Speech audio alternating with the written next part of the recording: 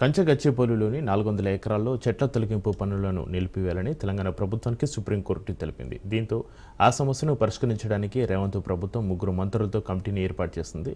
Committee సభ్యులుగా deputy CM Mallu Bhatti Vikramarka, Duddilla Sridhar Babu, Ponguleti Srinivasa Reddy ఉన్నారు.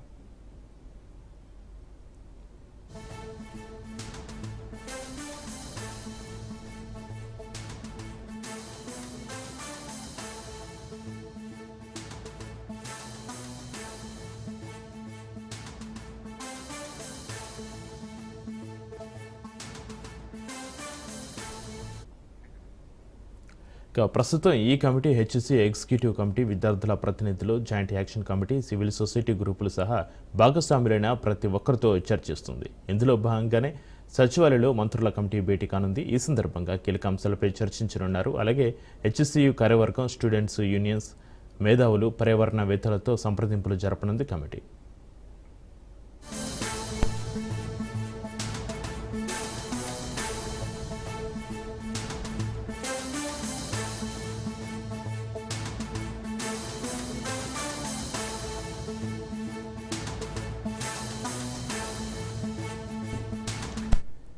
సిఎస్తో deputy CM Bhatti Vikramarka సమావేశమయ్యారు. ఈ నెల 16లోపు కంచగచ్చిబౌలి భూ వివాదంపై నివేదిక ఇవ్వాలనే నేపథ్యంలో సిఎస్తో అటవీ, రెవెన్యూ అధికారులు కూడా భేటీ అయ్యారు.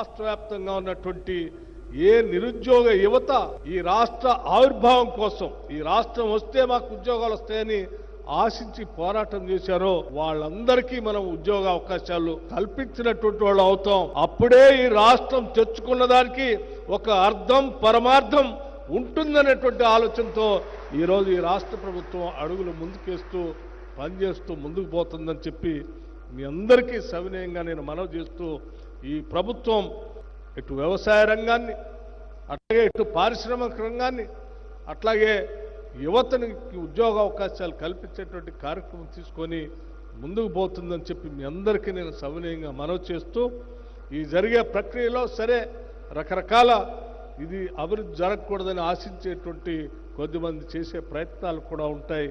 వాటన్నిటితో మనం అత్యంత జాగ్రత్తతో ముందుకు పోతూ ఈ రాష్ట్ర అభివృద్ధే మన లక్ష్యంగా, ఈ రాష్ట్రంలో పుట్టిన ప్రతి బిడ్డ బాగా చదువుకోవాలి, చదువుకున్న ప్రతి బిడ్డకి ఉద్యోగ అవకాశాలు, ఉపాధి అవకాశాలు రావాలి.